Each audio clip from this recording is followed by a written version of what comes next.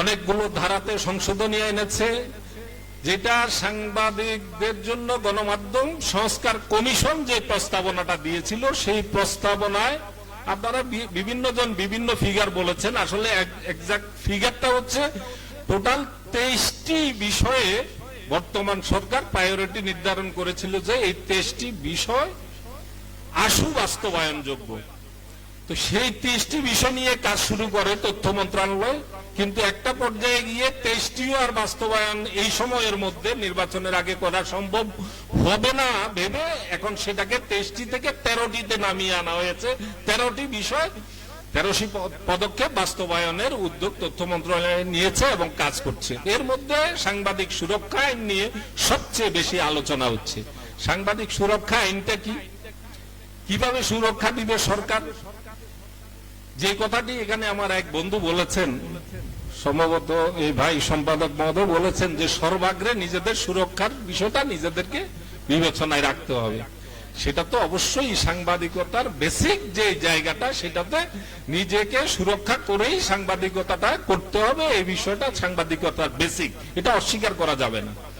কিন্তু তারপরে আমরা কিভাবে সুরক্ষা করব, সাংবাদিকরা সুরক্ষার আইনে কি আছে, যে কয়েকটি ধারার কথা বলেছে। প্রথমত এই সুরক্ষা আইন থেকে বাদ দেওয়া হয়েছিল গণমাধ্যম কমিশন।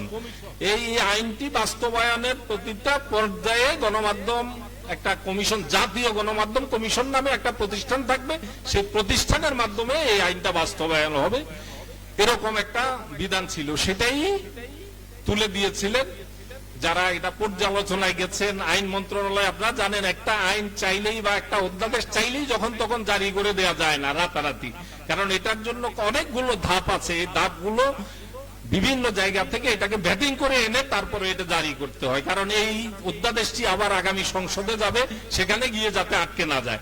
তো সেজন্য এটা যখন এই ব্যাটিং এর পর্যায়ে দেখা গেল যে বেশ কিছু জায়গায় আইনগত দিক থেকে এবং অন্যান্য আইনের সাথে কিছু সাংঘর্ষিক জায়গাও আছে, আবার অনেক ভালো ভালো জিনিসও আছে। এখন যে সাংঘর্ষিক জায়গাগুলো এগুলা যেমন আছে, আবার আমাদের যে আমলাতন্ত্র, যদিও আমিও এখন একজন আমলা, উনিও একজন আমলা, ওই যে আমার পাশে বসে আছেন, আর আমার যে সহকর্মী আছেন তিনিও একজন আমলা। তিনি কিন্তু 24 ব্যাচের কর্মকর্তা, ক্যাডার কর্মকর্তা, সরল সহজ মানুষ, এজন্য দেখে বোঝা যায় না, অনেক সিনিয়র 24 ব্যাচের। আপনাদের এখানকার ডিসি হচ্ছেন 25 ব্যাচের, আর উনি হচ্ছেন 24 ব্যাচের ক্যাডার কর্মকর্তা। তো যাই হোক, এই যে যারা আছেন, বিশেষ করে আমরা দেখলাম যে বিভাগীয় কমিশনার এবং জেলা প্রশাসকরা এই সুরক্ষা আইনের ব্যাপারে তাদের মতামত চাওয়া হয়েছিল, তারা অনেক আপত্তি দিয়ে রেখেছেন। জেলা প্রশাসকরা আশঙ্কা করছেন এই সুরক্ষা আইনটি যদি হয়, এই আপনারা যারা সাংবাদিক মাঠ পর্যায়ে আছেন, জাতীয় সাংবাদিকতা করেন, তাদের কাছে তারা জিম্মি হয়ে যাবেন।